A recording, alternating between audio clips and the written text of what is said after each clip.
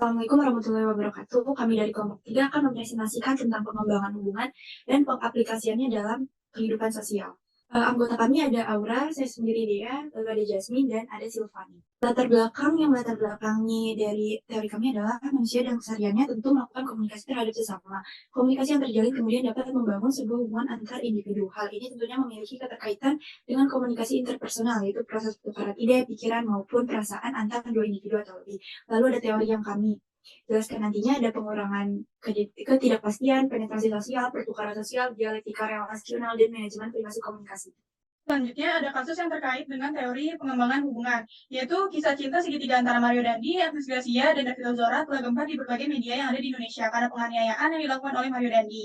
Selanjutnya ada teori pengurangan ketidakpastian. Teori pengurangan ketidakpastian didirikan oleh Charles Berger dan Richard pada tahun 1975. Ini bertujuan untuk menjelaskan bagaimana komunikasi digunakan untuk mengurangi ketidakpastian antar orang baru yang baru bertemu. Lalu ada asumsi teori pengurangan ketidakpastian. Yang pertama adalah ketidakpastian dalam interpersonal, stres kognitif, tujuan mengurangi ketidakpastian, harapan komunikasi interpersonal, sarana pengurangan ketidakpastian, perubahan informasi, dan prediksi perilaku. Lalu ada aksioma teori pengurangan ketidakpastian. Aksioma itu adalah kebenaran. Misalnya, komunikasi verbal meningkat, maka ketidakpastian berkurang. Lalu, ekspresi afiliasi nonverbal meningkat, maka ketidakpastian berkurang. Selanjutnya adalah kondisi tambahan, yaitu Berger mengidentifikasikan 3 faktor yang memengaruhi pengurangan ketidakpastian dalam interaksi sosial. Yang pertama, potensi penghargaan atau hukuman dari individu lain. Yang kedua adalah pelanggaran harapan ketika perilaku orang lain tidak sesuai dengan harapan kita. Yang ketiga, antisipasi interaksi masa depan dengan individu tersebut. Selanjutnya ada strategi. Terdapat 3 strategi, yaitu ada strategi pasif yang melibatkan pengamatan tanpa gangguan. Selanjutnya ada strategi aktif, lalu ada strategi interaktif. Selanjutnya ada kaitan antara studi kasus dan teori pengurangan ketidakpastian, yaitu adalah ada perubahan hubungan yang awalnya hubungan antara Agnes dan David berjalan baik, namun ketika Agnes berselingkuh, David memutuskan hubungannya. Tindakan ini bisa diinterpretasikan sebagai usaha David untuk mengurangi ketidakpastian dalam hubungan dengan Agnes yang telah melanggar kepercayaan. Dia membuat keputusan tegas untuk mengakhiri hubungan mereka. Selanjutnya ada teori penetrasi sosial. Penetrasi sosial adalah hubungan yang tadinya biasa aja menjadi lebih intim. Lalu ada asumsi teori penetrasi sosial juga. Yang pertama ada hubungan bergerak dari tidak intim menjadi lebih intim, sistematik dan dapat diprediksi, perkembangannya bertahap dan semakin memudar. Lalu ada pengungkapan diri adalah inti dari teori ini. Lalu ada tearing up dalam hubungan atau analogi bawang. Yang pertama ada breadth atau luasnya, yaitu jumlah topik yang dibahas dalam suatu hubungan. Break time atau luas waktunya, jumlah waktu yang dihabiskan untuk mendiskusikan topik. Lalu ada depth atau kedalaman, tingkat keintiman dalam memandu diskusi topik. Lalu ada pertukaran sosial atau biaya dan hadiah relasional. Jadi Taylor dan Altman pada 1987 berpendapat bahwa hubungan dapat dikonseptualisasikan dalam hal penghargaan dan biaya. Imbalan adalah peristiwa atau perilaku relasional yang merangsang kepuasan, kesenangan, dan kepuasan dalam pasangan relasional. Sedangkan biaya adalah peristiwa atau perilaku relasional yang merangsang perasaan negatif. Lalu ada tahapan penetrasi sosial. Yang pertama ada orientasi.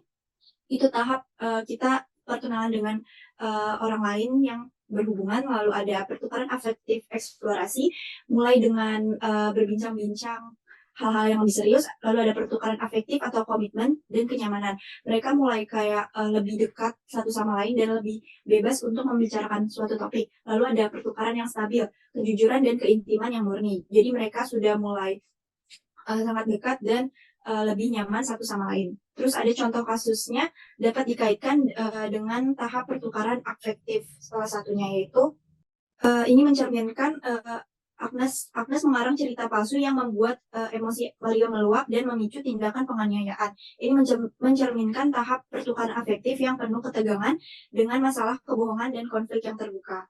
Selanjutnya ada teori pertukaran sosial, yaitu teori yang didasarkan pada gagasan tentang hubungan seseorang dalam istilah ekonomi. Orang menyebabkan biaya yang harus dikeluarkan untuk menjalin hubungan dan membandingkannya dengan imbalan yang didapat dari hubungan tersebut. Sebuah hubungan akan bertahan jika memenuhi atau melebihi perbandingan yang ada. Selain itu, hubungan akan bertahan apabila seseorang lebih menghargai hubungan tersebut dibandingkan dengan alternatif yang realistis dari hubungan tersebut. Selanjutnya ada asumsi teori. Asumsi teori mengenai sifat manusia. Yang pertama, orang mencari penghargaan dan menghindari hukuman. Yang kedua, manusia adalah makhluk rasional. Yang ketiga, standar yang digunakan untuk mengevaluasi biaya dan imbalan berbeda-beda. Selanjutnya ada asumsi dari teori ini mengenai sifat hubungan, yaitu saling bergantung dan sebuah proses. Struktur pertukaran sosial meliputi 3 hal, yaitu pertukaran langsung, yaitu pertukaran yang memiliki timbal balik yang langsung. Pertukaran umum terjadi apabila seseorang memberikan sesuatu kepada penerima, tapi penerima tidak langsung membalasnya. Selanjutnya ada pertukaran produktif, yaitu kedua belah pihak berkontribusi supaya keduanya mendapatkan keuntungan. Selanjutnya ada pola pertukaran. Dengan adanya sifat saling bergantung dalam suatu hubungan, salah satu pihak akan lebih memegang kuasa. Kemudian pihak yang berkuasa tersebut memiliki kontrol nasib dan perilaku untuk memengaruhi pihak yang lain. Kaitan antara studi kasus dengan teori pertukaran sosial terjadi ketika Agnes dan Mario melakukan pertimbangan mengenai manfaat dan biaya dalam hubungan mereka. Agnes mungkin merasa bahwa hubungannya dengan David tidak memberikan cukup manfaat sehingga ia memutuskan untuk berselingkuh kemudian menjalin hubungan dengan Mario.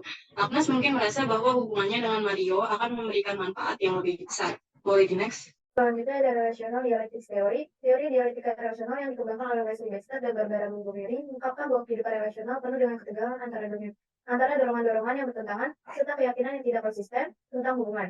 Teori ini didasarkan pada 4 asumsi mendasar. Yang pertama, non-linearitas hubungan. Kedua, penekanan pada perubahan. Ketiga, kehadiran kontradiksi yang terus-menerus. Yang terakhir, peran utama komunikasi. Beberapa elemen dasar dalam perspektif dialektikal yaitu totalitas, kontradiksi, perubahan, dan praksis. Dalam teori ini ada 3 dialektika inti yang menggambarkan ketegangan dalam hubungan. Yang pertama, dialektika antara otonomi dan koneksi. Yang kedua, dialektika antara kejujuran dan perlindungan. Yang ketiga, dialektika antara kebaruan dan prediksi. Pada tingkat lebih lanjut, konteks hubungan dan budaya dapat mempengaruhi dialektika tambahan yang muncul. Penelitian juga mencatat bahwa pasangan menggunakan berbagai strategi seperti alternasi siklik, segmentasi, seleksi, dan integrasi untuk mengelola ketegangan dialektika ini. Kelemahan RDT termasuk kurangnya kemampuan prediksi yang kuat dan interpretifnya yang terbuka. Meskipun demikian, RDT dianggap berharga karena kemampuannya menjelaskan dinamika hubungan yang kompleks. Secara keseluruhan, teori ini memberikan wawasan berharga tentang kompleksitas hubungan antar manusia dan terus berkembang melalui penelitian lebih lanjut.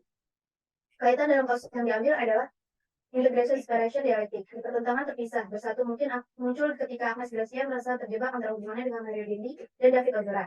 Dia mungkin mengalami konflik antara ingin menjaga hubungan dengan keduanya dan merasa perlu untuk meresapi ruang pribadi. Ini adalah contoh konkret dari bagaimana individu dalam hubungan segitiga dapat menghadapi dilema terkait kebutuhan akan koneksi dan kebebasan individu. Selanjutnya ada teori manajemen privasi. Asumsi dalam teorinya adalah manusia pembuat pilihan, manusia membuat aturan dan mengikutinya, pilihan berdasarkan pertimbangan orang lain dan dirinya. Lalu ada evolusi teori dan privasi. Jadi dulu tuh namanya manajemen batas komunikasi, diubah menjadi manajemen privasi komunikasi karena seiring perkembangannya zaman. Lalu ada pengendalian dasar communication privacy management. Yang pertama ada informasi pribadi, batas-batas pribadi, kontrol dan kepemilikan, sistem manajemen berbasis aturan, dialektika manajemen. Lalu ada proses manajemen aturan privasi. Yang pertama ada karakteristik aturan privasi, yaitu kenali jenis data dan tujuan pengumpulannya. Lalu ada batas koordinasi, yaitu tentukan sejauh mana data dapat bergerak dan dibagikan. Selanjutnya ada batas turbulensi, yaitu pastikan data tidak bocor ke pihak yang tidak berwenang. Dalam contoh kasus yang diangkat adalah privasi dan komunikasi itu berperan penting. Masalah yang terjadi karena kurangnya komunikasi yang terbuka dan pemahaman yang salah dalam hubungan pribadi. Kisah ini juga menyoroti dampak media sosial terhadap privasi individu dalam konteks hubungan pribadi. Perspektif tulisan yang kami angkat adalah teori yang mendasari perkembangan suatu hubungan dengan contoh kasus yang sesuai, yaitu kasus Mario Dandi, Agnes Gracia, dan David Ozora. Teori yang mendasari perkembangan suatu hubungan erat kaitannya dengan kehidupan sehari-hari kita, mulai dari awal pertemuan hingga akrab ataupun mengalami pertentangan. Kaitannya dengan kasus ini yaitu adanya hal-hal yang mendasari ketiga orang tersebut berinteraksi dalam hubungan mereka, mulai dari kedekatan Agnes dengan David, lalu dengan Mario, hingga perselisihan yang terjadi di antara ketiganya. Itu semua erat kaitannya dengan teori perkembangan hubungan yang kami bahas. Selanjutnya ada kesimpulan, komunikasi interpersonal adalah suatu proses yang rutin dilakukan oleh manusia dalam membangun hubungan antar individu. Terdapat beberapa teori mendasar yang dapat digunakan untuk memahami dan menjelaskan bagaimana hubungan interpersonal berkembang. Teori-teori tersebut melibatkan konsep-konsep seperti pengurangan ketidakpastian, penetrasi sosial, pertukaran sosial, dialektika relasional, dan manajemen privasi komunikasi. Pengembangan hubungan membutuhkan komunikasi yang baik, tahap perkembangan yang dipahami, kepercayaan, kejujuran, dan kemampuan menangani konflik. Selanjutnya ada saran, Pertimbangkan kompatibilitas dan tujuan sebelum serius, komunikasikan secara terbuka dan jujur, kelola konflik dengan cara yang sehat, tunjukkan empati terhadap pasangan, luangkan waktu berkualitas bersama, jaga diri sendiri dan keseimbangan dalam hubungan, pertahankan kesabaran dan keteguhan, dan terakhir pertimbangkan dukungan profesional jika perlu. Jadi, sekian dari kelompok kami, kurang lebihnya mohon maaf, terima kasih.